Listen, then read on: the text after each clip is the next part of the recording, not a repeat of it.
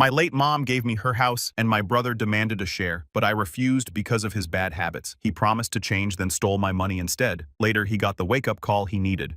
My mother, 61, passed away last month after a short battle with cancer. The past few weeks have been a complete blur. I, 27, have been struggling to process everything while also handling funeral arrangements, paperwork, and now her estate. I never imagined I'd be dealing with this at my age, especially not this soon. The reason I'm posting today is because of my younger brother Noah, 26M.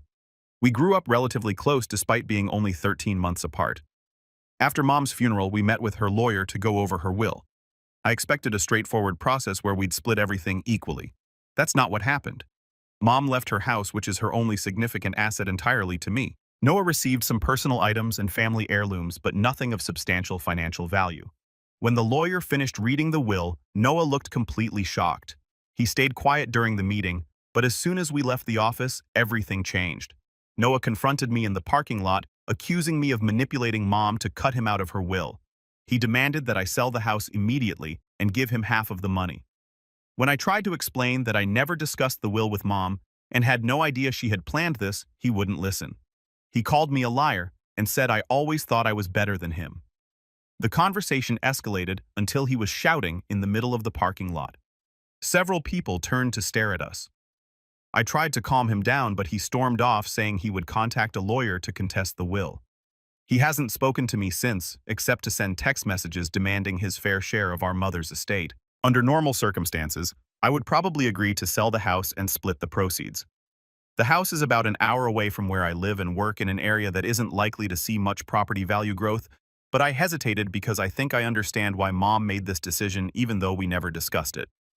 Noah has always been extremely bright and charismatic. He scored nearly perfect on his SATs without much studying and was always popular in school. He got into an excellent university with a partial scholarship. But things started falling apart during his freshman year.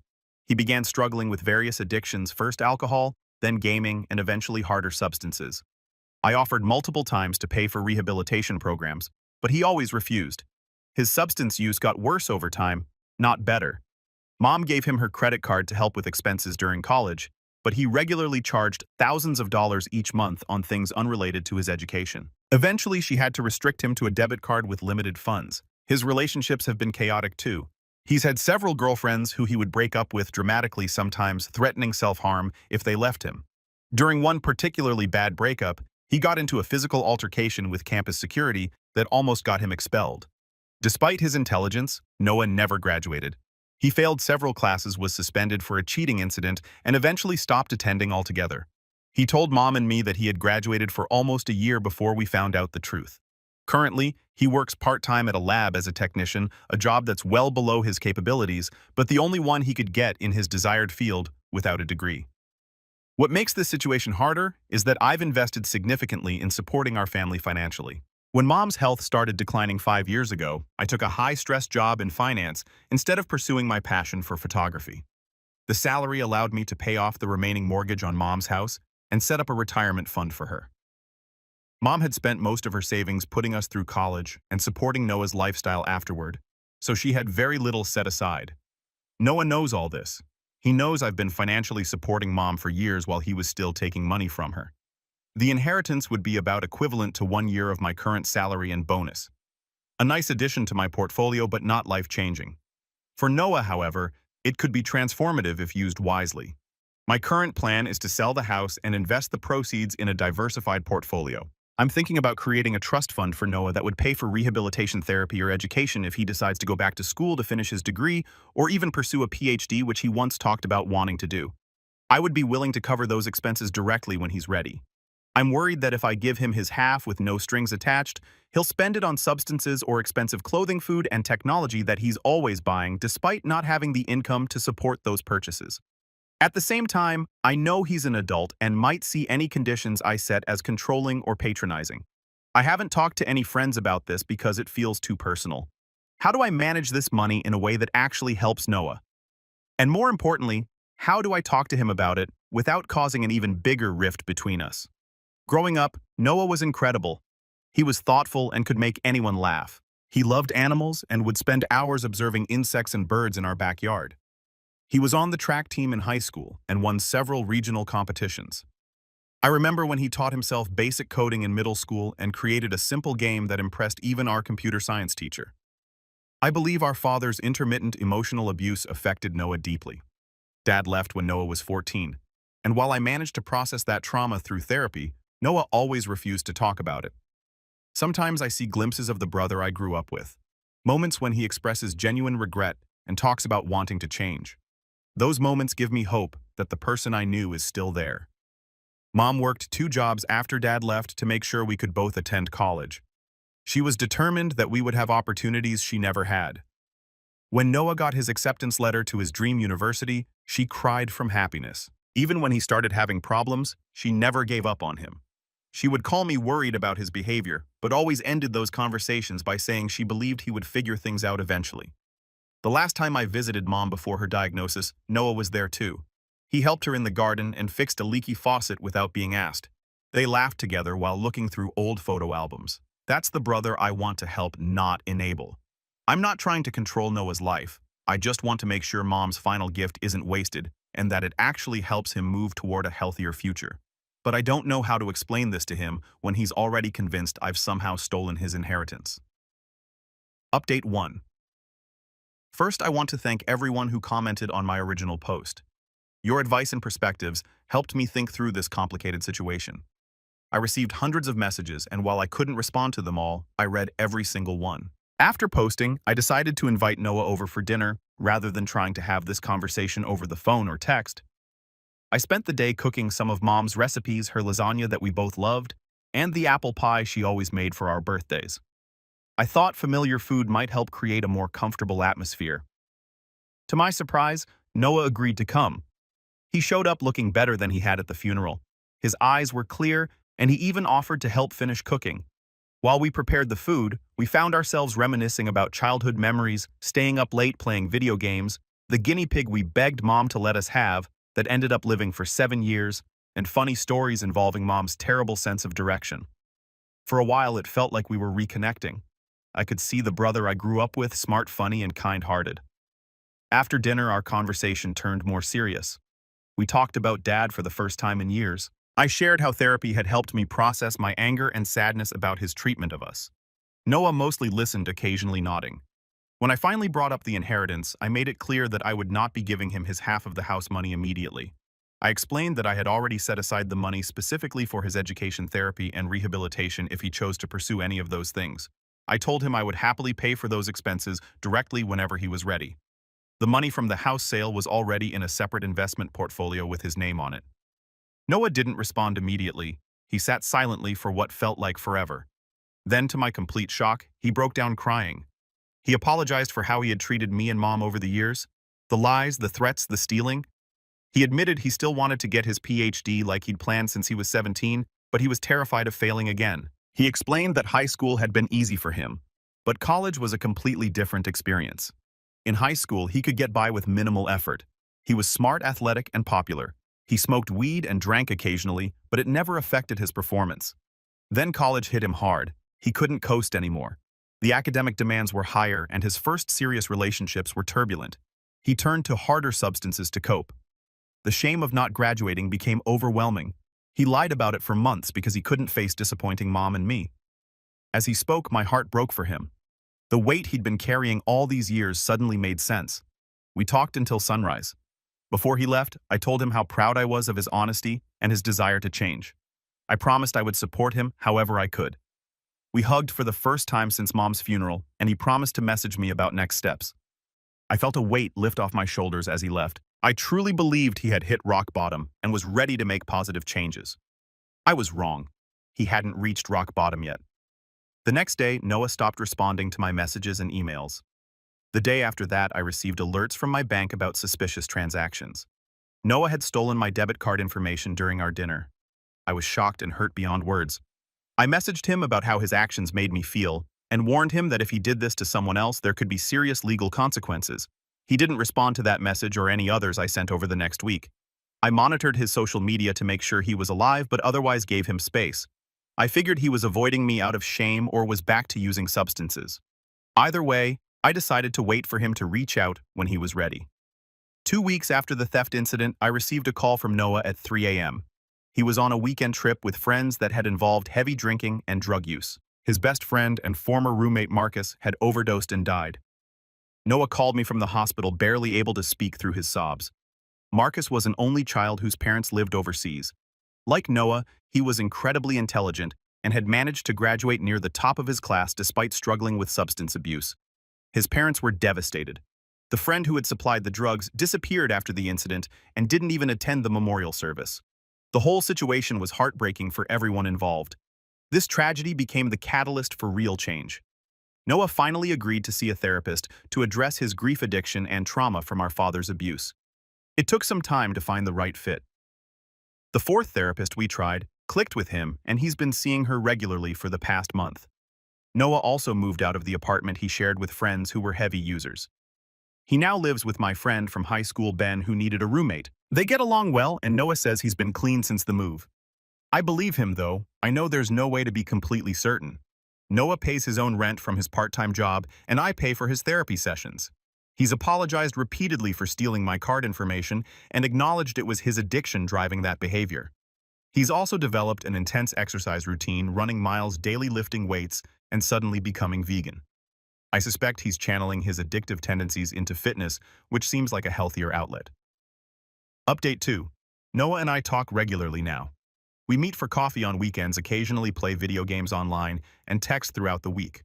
I've been trying to be supportive without being overbearing, a balance many of you suggested in your comments. His mental state has improved dramatically, though recovery isn't a straight line.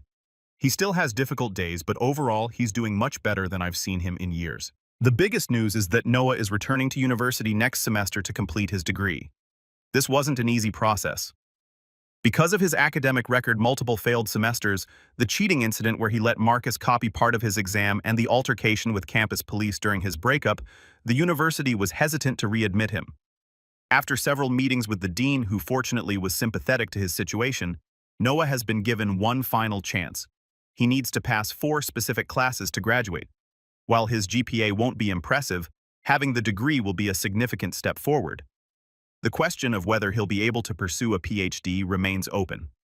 The prestige of his university works in his favor, but his academic record and lack of research experience work against him. Regardless, completing his undergraduate degree is the necessary first step. I paid his tuition for the upcoming semester, which feels like exactly what Mom would have wanted. Noah has been studying on his own to prepare, determined not to waste this opportunity. He's also continuing therapy and maintaining his sobriety. Last weekend, we visited Mom's grave together for the first time since the funeral. Noah brought wildflowers, Mom's favorite, and we spent an hour there just talking about our memories of her. Noah shared stories I'd never heard about how Mom would secretly help him with his science projects in middle school, pretending she needed his help, but actually guiding him through the process. He also revealed something that surprised me. During Mom's final weeks, when I was handling her medical appointments and insurance paperwork, Noah would visit her during the day while I was at work. He said they had long conversations where she encouraged him to get his life back on track. She apparently told him she believed in him completely, even when he couldn't believe in himself. Noah said those conversations were part of what made Marcus's death so devastating. He felt like he was failing Mom all over again by continuing down the same destructive path. The night Marcus overdosed, Noah realized he could easily have been the one who died. He described it as a moment of clarity that cut through years of denial. Noah asked if I knew why Mom had left the house to me. I told him I could only guess that perhaps she worried giving him a large sum of money while he was still struggling with addiction might do more harm than good. Noah nodded and said that was exactly what she told him during one of their private conversations. According to Noah, Mom explained that she was leaving the house to me because she trusted me to make the right decisions for both of us. She apparently told him that when he was ready, I would help him build the future she knew he was capable of achieving. I had no idea they had discussed this, but it aligned perfectly with the plan I had already developed. This revelation brought me an unexpected sense of peace. I'd been carrying the weight of this decision, worried I wasn't honoring Mom's wishes correctly. Knowing she had explicitly trusted me with this responsibility validated the approach I'd taken. Noah seems genuinely committed to his recovery and education. He's maintained his intense exercise routine, but has balanced it with other activities. He joined a recreational soccer league and has been reading voraciously, something he enjoyed as a child but abandoned during his college years. The trust fund I established for his education has been formally set up with clear parameters. Besides education expenses, it can cover continued therapy, health insurance, and emergency medical costs. Noah was involved in establishing these guidelines and agreed they made sense. Update 3. It's been 9 months since Mom passed away and so much has changed. I wanted to share this final update because many of you have sent messages asking how things turned out. Noah completed his first semester back at university and passed all his classes. It wasn't easy. He studied constantly and sought help from teaching assistants and study groups. His professors noted his improved attitude and commitment. For the first time in years, Noah seemed proud of his academic accomplishments. Even though his grades weren't perfect, the most significant change came 3 months ago when Noah was accepted into a prestigious research internship program. One of his professors, impressed by his perseverance, recommended him despite his academic record. The position is in environmental science, focusing on habitat restoration, combining Noah's love of nature with his scientific background. This internship has opened doors we didn't think possible. Noah's supervisor has mentioned the possibility of Noah joining their graduate program next year if he continues to perform well. The program has a strong focus on field research rather than classroom academics, which seems like a better fit for Noah's learning style. Noah has maintained his sobriety for 8 months now. He still attends therapy weekly and has connected with a support group for young adults in recovery. He's developed healthy friendships through his internship and soccer league, gradually distancing himself from his former social circle. We've established a new tradition of monthly dinners where we cook Mom's recipes together. During our last dinner, Noah revealed he's been volunteering at a youth center, talking to teenagers about substance abuse and mental health. Hearing him speak candidly about his experiences and watching him connect with these kids has been remarkable. The house sold 2 months ago for slightly above asking price. As planned, most of the proceeds remain in the trust fund for Noah's education and well-being. I did make one change to our arrangement. I released a small portion of the funds directly to Noah so he could purchase a reliable car to commute to his internship site, which is in a remote area poorly served by public transportation. This decision was based on Noah's demonstrated responsibility over the past several months. He researched affordable, fuel-efficient options and chose a practical used vehicle rather than something flashy. He's maintained it carefully and even helped a colleague with rides when their car broke down. Marcus's parents visited last month for the 1-year anniversary of their son's death. Noah organized a small memorial gathering at a local park. Watching him support Marcus's parents through their grief showed me how much he's matured. He spoke about how Marcus's death changed his perspective and led him to make different choices. The friend who supplied the drugs that night reached out to Noah recently asking to reconnect. Noah declined, explaining that while he didn't blame him for what happened, he needed to maintain distance from anyone associated with that lifestyle. It was a difficult decision that showed his commitment to his recovery. Noah and I still have disagreements, and his recovery isn't perfect. There have been challenging days and moments of tension, but the constant anger and volatility that characterized our relationship after Mom's death has been replaced by mutual respect and understanding. I believe Mom would be proud of both of us, not just of Noah's progress, but of how we've managed to navigate this difficult situation together. The inheritance that initially drove us apart has ultimately funded Noah's second chance exactly as she might have hoped. Noah has begun talking about possibly teaching or working in conservation once he completes his education. Watching him discover purpose and direction after years of struggling has been the greatest outcome of this difficult journey. As for me, I've started taking photography classes on weekends, something I set aside years ago when I chose financial security over passion. Noah encouraged me to pursue this interest again, pointing out that Mom would want both of us to build fulfilling lives. I don't know what the future holds, but for the first time in years, I'm hopeful about Noah's path forward. The road hasn't been straight or easy, but we're both finding our way. Now let's move to the next story. Story 2. My elderly parents scammed me for $100,000 and disappeared. When I tried to find them to sue them, my wife asked me not to do so. Later, I found that this scam went deeper than I had thought. I, 44M, have been married for 15 years and recently found myself in a devastating family situation. I own a chain of cafes that I run with some business partners. We've done fairly well over the years, starting from a single location and expanding to 5 cafes across the city. It wasn't an easy journey, but with hard work and some luck, we managed to build a successful business.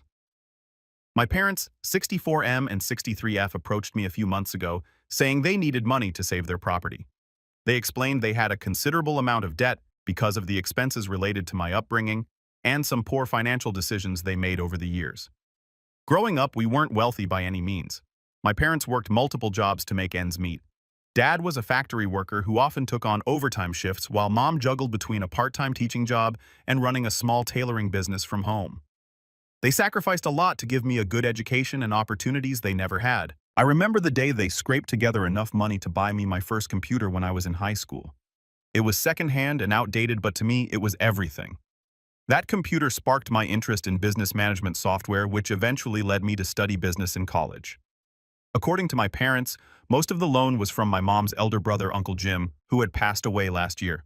Uncle Jim was always the successful one in the family. He owned a construction company and lived in a big house in the suburbs. He was also the one who loaned my parents money for my college tuition when their savings fell short.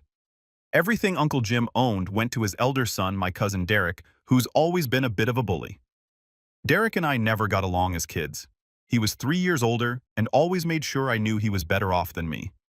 As adults, we barely spoke, only seeing each other at mandatory family gatherings. My parents said Derek wanted the total money back or he'd file a lawsuit against them. They claimed they had given most of it back already and now needed only $100,000 to be debt-free. The story seemed plausible given Derek's character and my family's financial history. When I suggested talking to Derek directly, my parents insisted he wasn't ready to communicate. They seemed desperate, almost panicky. Mom's hands shook as she explained the situation, and Dad looked more worn out than I'd ever seen him.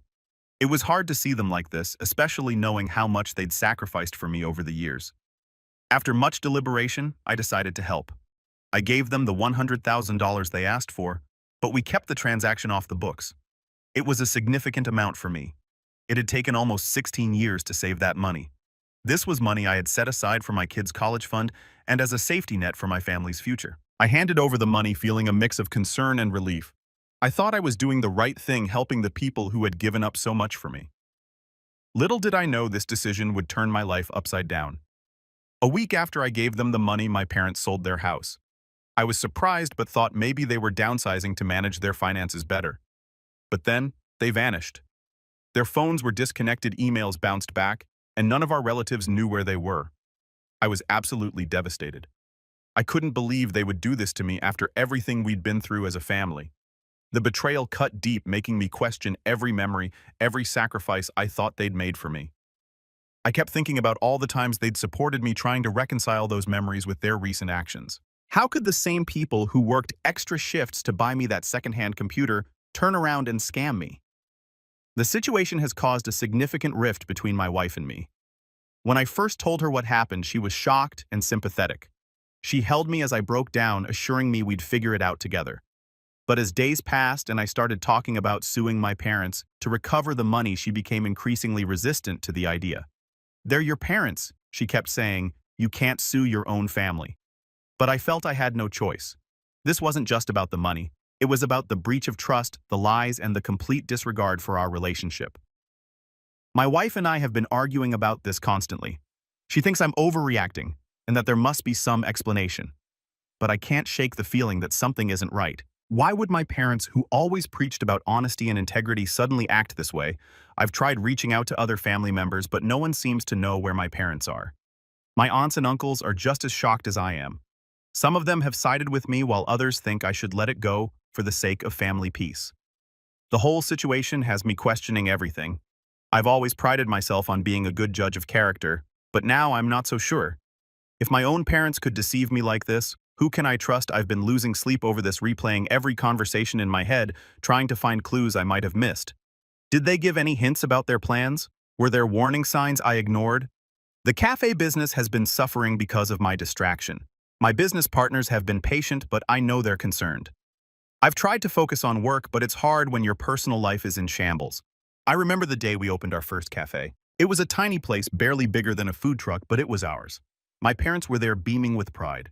Dad even worked the register for the first week to help us out. Mom baked muffins every morning to supplement our limited menu. They believed in me when no one else did. Now I find myself staring at the walls of our flagship store, wondering if those memories are even real. Did they support me because they loved me, or were they investing in a future payday? I've considered hiring a private investigator to find my parents, but part of me is afraid of what I might discover. What if they're in trouble? What if they were forced into this somehow? Or worse, what if they really did just take the money and run? The $100,000 was meant to be a safety net for my family's future. My wife and I had talked about using it for our kids' college funds or as a down payment on a vacation home. Now those dreams seem out of reach. I'm torn between my anger at being betrayed and my worry for my parents' well-being. Despite everything, I can't help but hope there's a reasonable explanation for all of this. I'm not sure what to do next. Should I go ahead with the lawsuit, try to find them myself, or should I listen to my wife and let it go? Any advice would be appreciated. Update 1. It's been a month since my last post and things have taken an even more shocking turn. After much internal debate and several heated arguments with my wife, I decided to go ahead with the lawsuit against my parents. This decision led to a major blowout with my wife. She was vehemently against it, saying I was tearing the family apart. Her reaction seemed extreme, even considering her previous objections. One night, after a particularly heated argument where she accused me of being heartless and selfish, I noticed my wife acting suspiciously with her phone. She kept taking it with her everywhere, even to the bathroom, which was unusual for her. My gut told me something was off, so I did something I'm not proud of. I checked her phone while she was sleeping. What I found left me speechless. There were dozens of messages between her and my parents. It turns out they had been in constant contact this whole time. As I read through the messages, my world crumbled around me. It became clear that my parents did have the money to pay off their debt, but they didn't want to do that. Instead, they had planned with my wife to scam me out of the $100,000. The messages revealed that my wife was getting a share of the money. They had concocted an elaborate story about the debt and the threatening cousin, knowing I would want to help my parents. My wife's role was to convince me to give them the money and then discourage me from pursuing legal action when they disappeared. I was blindsided. Not only had my parents betrayed me, but my wife of 15 years was also involved. The person I trusted most, who I thought would always have my back, had been lying to my face for weeks. As I scrolled through their conversations, I found messages dating back months before my parents asked for the money.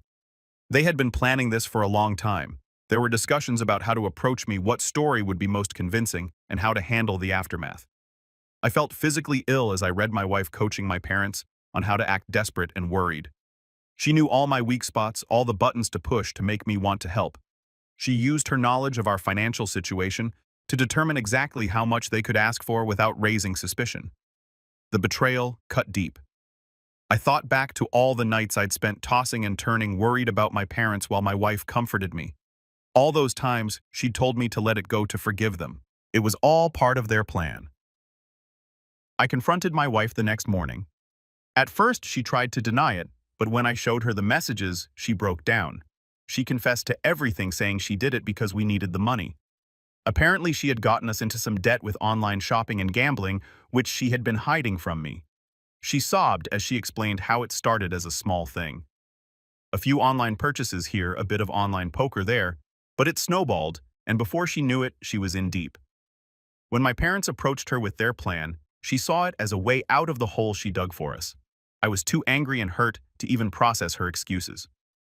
The woman I'd shared my life with for 15 years, the mother of my children, had betrayed me in the worst possible way.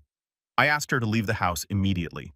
She's currently staying with her sister, and I've told her not to contact me except through my lawyer. I've expanded the lawsuit to include my wife. Now, I know this might seem extreme to some, but I can't let this level of betrayal go unpunished. The trust in both my marriage and my relationship with my parents has been irreparably broken. The hardest part has been explaining the situation to our kids. They're 13 and 11, old enough to understand that something serious is happening, but young enough to be confused and hurt by it all. I've tried to be honest with them without vilifying their mother or grandparents, but it's a delicate balance. My daughter, always perceptive, asked me if this meant we wouldn't be going on the family vacation we'd been planning. My son, usually so stoic, broke down crying when he realized his mom wouldn't be living with us anymore. Their pain only adds to my anger at the situation. My business partners have been incredibly supportive through all of this. They've stepped up to handle more of the day-to-day operations, giving me time to deal with the legal and personal fallout. I'm grateful for their understanding, but I know I need to get back to work soon for my own sanity. I've started seeing a therapist to help me process everything. It's been helpful to have someone objective, to talk to someone who can help me navigate the storm of emotions I'm feeling. Some days I'm consumed by anger, other days the sadness is overwhelming, and then there are days when I feel nothing at all, which is almost worse. The lawsuit is moving forward, but it's a slow process. My lawyer is optimistic about our chances of recovering the money, but warns it could take a while. In the meantime, I'm focusing on healing and rebuilding my life without the people I thought I could trust most. Update 2. It's been 3 months since my last update, and a lot has happened. The lawsuit against my parents and soon-to-be ex-wife is progressing, but it's been a challenging and emotional journey. My lawyer suggested hiring a professional to locate my parents as they were still off the grid. After some searching, we finally found them. They were living in a small coastal town hundreds of miles away from our home. They had bought a modest house with some of the money they took from me. When confronted, my parents initially tried to maintain their story about the debt. But faced with the evidence we had gathered, including the messages with my wife, they finally admitted to the scam. Their confession was both a relief and a new source of pain.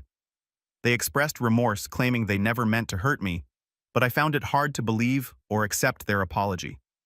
My mother broke down crying, telling me how they had always struggled financially and saw this as their only chance at a comfortable retirement. She spoke about the years of financial stress, the constant worry about making ends meet. She talked about watching their friends retire comfortably while they still live paycheck to paycheck. In her mind, this wasn't just about the money, it was about finally having peace of mind in their golden years. My father, on the other hand, remained stoic and unapologetic. He argued that after all they had done for me, they deserved the money. He brought up every sacrifice they'd made, the extra jobs, the missed vacations, the hand-me-down clothes they wore, so I could have new ones. In his eyes, this was simply balancing the scales. His attitude only fueled my determination to see the lawsuit through. I reminded him of all the times I'd helped them over the years, paying off their car, helping with medical bills, even offering to help them relocate to a cheaper area when they complained about the cost of living. I had always been there for them, and this is how they repaid me. The revelation of my parents' location and their confession has added new complexity to the legal proceedings. My lawyer is confident that we have a strong case, but warns that family court cases can be unpredictable and emotionally draining. On the personal front, I've been struggling to cope with the aftermath of these betrayals. My kids are having a hard time understanding why they can't see their grandparents or their mother. I've arranged for them to start therapy to help them process everything that's happening. My daughter, always close to her grandparents, keeps asking when she can visit them. She doesn't understand why the people who used to babysit her and take her to the park are suddenly off limits. My son, on the other hand, has become withdrawn. His grades are slipping and he's lost interest in his usual hobbies. My soon-to-be ex-wife has been trying to reconcile sending messages through her lawyer about how sorry she is and how she wants to make things right, but I'm not ready to forgive or trust her again.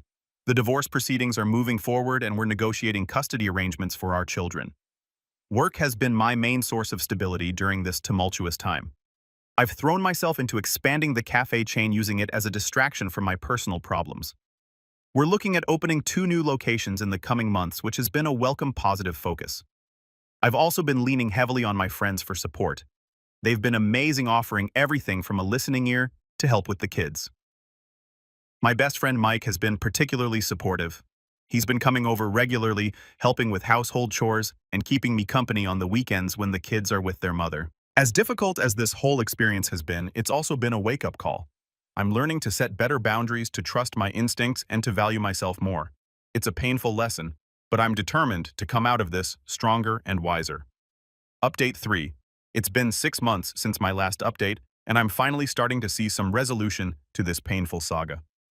The lawsuit against my parents and ex-wife has concluded, and I wanted to share the outcome with you all.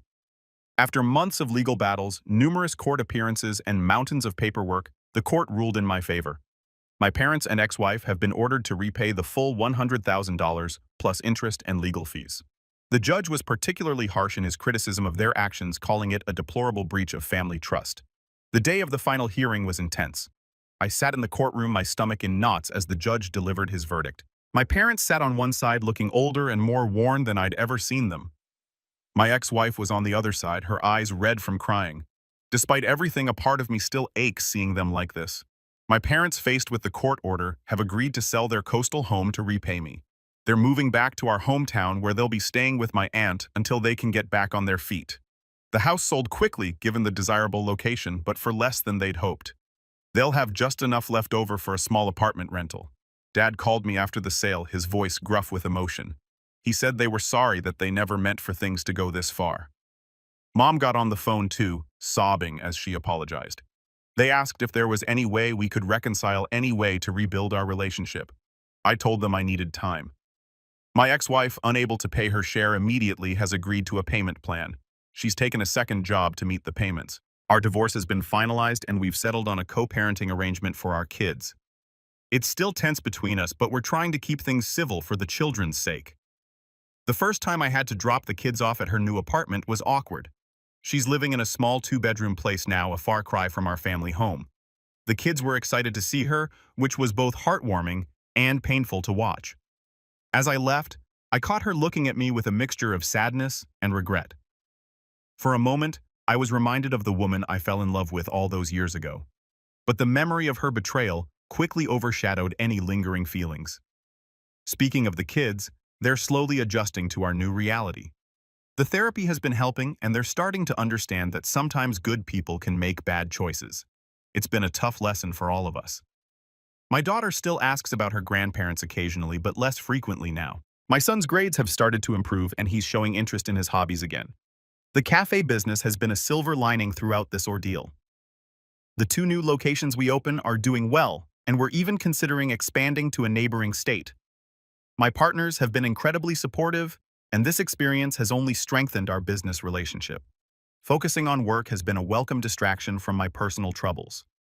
On a personal level, I'm still working through my trust issues in therapy. It's a slow process, but I'm making progress. I've started dating again, taking it slow and being upfront about my recent experiences. It's been nice to remember that there are still honest, trustworthy people out there. I met Sarah at a local business owner meetup. She runs a small bookstore and has been through a difficult divorce herself. We've been on a few dates, and while I'm not ready for anything serious, it's nice to have someone who understands what I'm going through. I've also been working on rebuilding some family relationships. My aunts, uncles, and cousins have been understanding and supportive throughout this whole ordeal. We've been having regular family dinners, minus my parents, of course. It's helped remind me that family is about more than just blood relations. Last week, my cousin Derek, the one my parents claimed was threatening to sue them, reached out to me. He had heard about what happened from other family members and wanted to clear the air. We met for coffee, and he explained that he had never asked my parents for money. In fact, he said Uncle Jim had forgiven most of the debt before he passed away. This conversation brought some closure, but also opened up new questions about my parents' motivations. As for my parents, I'm still not ready to have them back in my life. They've sent letters of apology, but I'm not sure I'll ever be able to fully trust them again. For now, I'm focusing on healing and moving forward with my life. The kids have asked about seeing their grandparents. I'm considering allowing supervised visits in the future, but I'm not there yet. My therapist has advised taking it slow and prioritizing my children's well-being in any decisions about family reunification. This whole experience has been a harsh lesson in the importance of financial independence and the dangers of blind trust, even in close family relationships. While I wouldn't wish this situation on anyone, I've grown from it. I'm more cautious now, but also more appreciative of the genuine relationships in my life. As I sit here in my office overlooking the bustling cafe below, I can't help but reflect on how much has changed in the past year. The journey has been painful, but I'm starting to see a way forward. I'm focusing on being the best father I can be, growing my business, and slowly rebuilding my personal life. Thank you all for your support throughout this journey. Your advice and kind words have been a source of strength during some of my darkest moments. I'm not sure what the future holds, but I'm cautiously optimistic. Life goes on, and I'm determined to make the best of it.